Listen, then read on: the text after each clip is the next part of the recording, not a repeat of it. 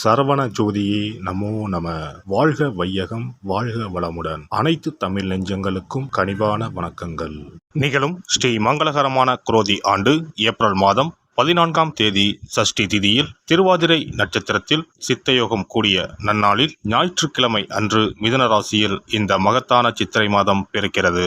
இம்மாதம் கிரகநிலை என எடுத்துக்கொண்டால் மேசத்தில் சூரிய பகவானும் குரு பகவானும், கன்னியில் கேதுவும், கும்பத்தில் செவ்வாய் சனியும், மீனத்தில் 3 கிரகங்கள் அதாவது சுக்கிரன், புதன் மற்றும் ராகு பகவான் உள்ளனர். இம்மாத கிரகப்பெயர்ச்சி என எடுத்துக்கொண்டால் 22/4/2024 செவ்வாய் பகவான் கும்பத்தில் இருந்து மீனராசிக்கு இடப்பெயர்ச்சி அடைகிறார். 25/4/2024 சுக்கிர பகவான் மீனராசியில் இருந்து மேசராசிக்கு மாறுகிறார். 6/5/2024 அன்று புதன் பகவான் மீனராசியில் இருந்து மேசத்திற்கு இடப்பெயர்ச்சி அடைகிறார். 1/5/2024 அன்று குரு பகவான் மேசத்தில் இருந்து ரிஷபராசிக்கு மாறுகிறார். இம்மாத வாஸ்து நாள் சித்ரா பௌர்ணமியுடன் இணைந்து வருகிறது.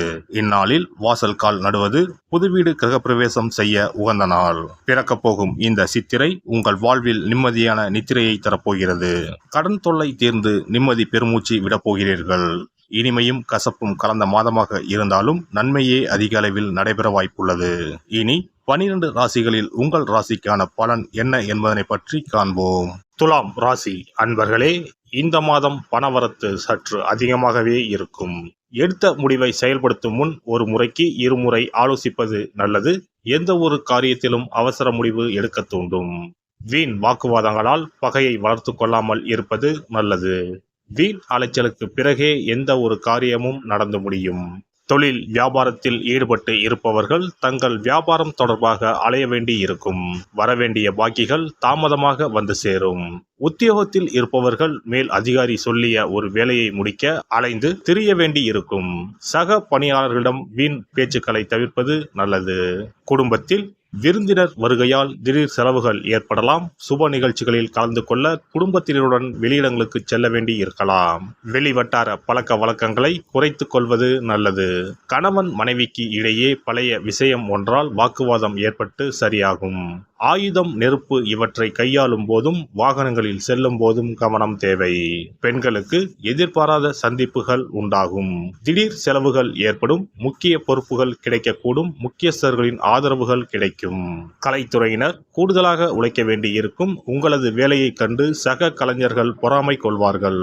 கடன் பிரச்சனை தீரும். செல்வ நிலை உயரும். இறுக்கமான சூழ்நிலை மாறும். அரசியல் துறையினருக்கு மேலிடத்துடன் கருத்து வேற்றுமை உண்டாகலாம். கவனம் தேவை. எடுத்துக்கொண்ட காரியங்களில் நிதானத்தை கடைபிடிப்பது நல்லது. நண்பர்களிடம் பக்குவமாக பேசுவது நன்மை தரும். எந்த காரியத்திலும் சாதகமான பலன் பெற வாக்குவாதங்களை தவிர்ப்பது நல்லது. பயணங்களின் போது கவனம் தேவை. மாணவர்களுக்கு கல்வியில் திருப்தியான நிலை காணப்படும். தன்னம்பிக்கை அதிகரிக்கும். கல்வியில் மேன்மை ஏற்படும். நட்சத்திர பலன்கள். சித்திரை நட்சத்திரம் இந்த மாதம் மிகவும் விரும்பிய நண்பர்களை விட்டு பிரிய வேண்டிய நிலை வரலாம். உங்களின் பொருட்களை மிகவும் கவனமாக பார்த்து கொள்ளவும். தூக்கம் இல்லாமல் தவிக்கும் நிலையில் உள்ளவர்களுக்கு யோகா போன்ற பயிற்சிகள் செய்வது நன்மையை தரும். சுவாதி நட்சத்திரம் இந்த மாதம் தாய்மாமனிடம் கருத்து மோதல்கள் ஏற்படுவதற்கு வாய்ப்புகள் இருப்பதால் விட்டு கொடுத்து செல்வது நல்லது. உத்தியோகத்தில் இருப்பவர்கள் அதிகமான உழைப்பினை கொடுக்க வேண்டி வரலாம். வேலையில் கவனமுடன் செல்வது நல்லது. விசாகம் நட்சத்திரம் இந்த மாதம் எல்லா நன்மைகளும் தடையின்றி அடைவீர்கள். மாணவர்கள் கல்வியில் முன்னேற்றம் காண்பார்கள். இதுவரை தொந்தரவு கொடுத்து வந்த நோய் விலகும். அதனால் ஏற்பட்ட மனபாரம் குறையும். வரக்கூடிய உபரி வருவாயால் கடன் அடைபடும். தொழில் அதிபர்கள் எதிர்பார்த்தபடி வரவுகள் வந்து சேரும். வெள்ளிக்கிழமையில் விரதம் இருந்து சுக்கிர பகவானை வணங்கி மொச்சை சுண்டல் நைவேத்தியம் செய்ய செல்வம் சேரும். வாழ்க்கை துணையின் ஆதரவு அதிகரிக்கும். குடும்பத்தில் மகிழ்ச்சி உண்டாகும். சிறப்பு பரிகாரம். சித்ரா பௌர்ணமி அன்று செய்ய வேண்டிய வழிபாடு மற்றும் அதனால் ஏற்படும் பலன் என்ன என்பதனை பற்றி காண்போம். தமிழ் மாதங்களின் முதல் மாதம் சித்திரை மாதம். சித்திரை மாதம் பிறந்தாலே பல பண்டிகைகள் வரிசையாக வரும். அவற்றுள் ஒன்று சித்ரா பௌர்ணமி ஆகும். பௌர்ணமி என்றால் முழு நிலவு நாள், முழுமை பெற்ற நாள். ஒவ்வொரு மாதமும் பௌர்ணமி வரும் என்றாலும் சித்திரை மாதம் வரும் பௌர்ணமி சிறப்பு வாய்ந்தது. அன்றுதான் சித்ரா பௌர்ணமி என்று நாம் கொண்டாடுகிறோம். சித்ரா பௌர்ணமி அன்று சித்திரகுப்தன் வழிபாடு செய்வது மிகவும் சிறந்தது. சித்திரகுப்தன் யமதர்ம ராஜனின் கணக்காளர் ஆவார். அவர் நமது பாவ புண்ணிய கணக்குகளை ஏட்டில் எழுதி நாம் இறக்கும் தருவாயில் யமதர்மனிடம் அறிவிப்பார். வானவில்லான அவரது தாயின் பல வண்ணங்களை உணர்த்தும் பொருட்டுத்தான் சித்திரகுப்தருக்கு பல வண்ண துணியை சாத்துவார்கள். சித்திரகுப்தன் கேது என்ற கிரகத்திற்கு உரிய கடவுள். அவருக்கு கொல்லினால் செய்யப்பட்ட வடை அல்லது சுண்டல் படைக்க வேண்டும். மலர்களால் அர்ச்சனை செய்து வழிபட வேண்டும். சித்ரா பௌர்ணமி அன்று சித்திரகுப்தனை வழிபடுவதன் மூலம் நமது எண்ணங்கள் தூய்மை அடையும். நாம் பாவ செயல்களை செய்யாமல் புண்ணிய செயல்களை செய்யும் வகையில் நமது எண்ண ஓட்டங்கள் தூய்மை அடையும். பாவம் மற்றும் புண்ணியம் செய்ய தூண்டுவது மனம். மனதை செம்மைப்படுத்தி புண்ணிய வழியில் மனதை செலுத்தும் வழியை சித்திரகுப்தன் நமக்கு அருள்வார். அதன் மூலம் செம்மையான வாழ்வு கிட்டும், செல்வ வளங்களும் பெருகும். செவ்வாயின் நட்சத்திரமான சித்திரை நட்சத்திரத்தில் சந்திரன் சஞ்சரிப்பதால் அன்று அம்மன் வழிபாடு செய்ய செவ்வாய் தோஷம் நீங்கும். அன்றைய தினம் தாய் கிரகம் சந்திரன் அதிபலம் பெறும் நாள். இந்த நாள் பெண்கள் தாயையும் தாய் வம்சத்திற்கு செய்ய வேண்டிய ஆகம கடமைகளையும் செய்ய வேண்டிய நாள்.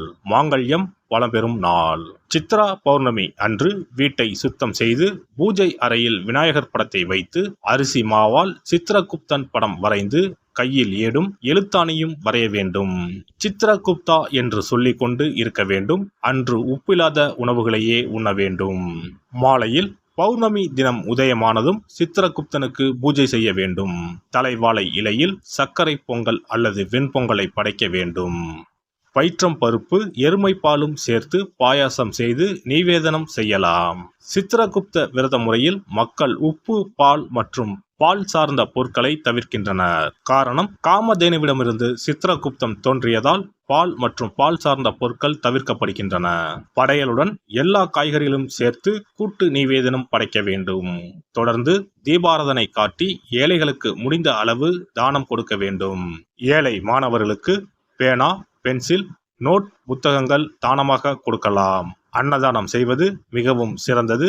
இதன் மூலம் திருமண தடை நீங்கும், குழந்தை பாக்கியம் கிடைக்கும். முக்கியமாக நோட்டு புத்தகம், பேனா, பென்சில் முதலிய எழுத பயன்படும் பொருட்களை தானமாக வழங்கினால் நமது வாழ்வு சிறக்கும் என்பது நம்பிக்கை. ஒருவரின் ஜாதகத்தில் கேது சரியில்லை என்றால் பல பிரச்சனைகளும் உடல் உபாதைகளும் அனுபவிக்க நேரிடும். அதனால்தான் ஜோதிட சாஸ்திரம் ராகுவை போல் கொடுப்பார் இல்லை, கேதுவை போல் கெடுப்பார் இல்லை என்கிறது. இப்பேற்பட்ட கேது பகவானின் தொல்லையில் இருந்து விடுபட வருடத்திற்கு ஒரு முறையாவது சித்திரகுப்தனை வணங்க வேண்டும். எல்லாம் வல்ல இறையருளால் நீங்களும் உங்கள் அன்பு குடும்பமும் உடல் நலம், நீலாயுள், நிறை செல்வம், உயர் புகழ், மெய்ஞானம் ஓங்கி வாழ்க வளமுடன். இந்த வீடியோ பதிவு உங்களுக்கு பிடித்திருந்தால் லைக் பண்ணுங்க, கமெண்ட் பண்ணுங்க, ஷேர் பண்ணுங்க. மறக்காம சப்ஸ்கிரைப் பண்ணுங்க. பக்கத்துல இருக்கிற பெல் பட்டனை கிளிக் பண்ணுங்க. நன்றி, வணக்கம். ஓம் நமச்சிவாய. சிவாய நம.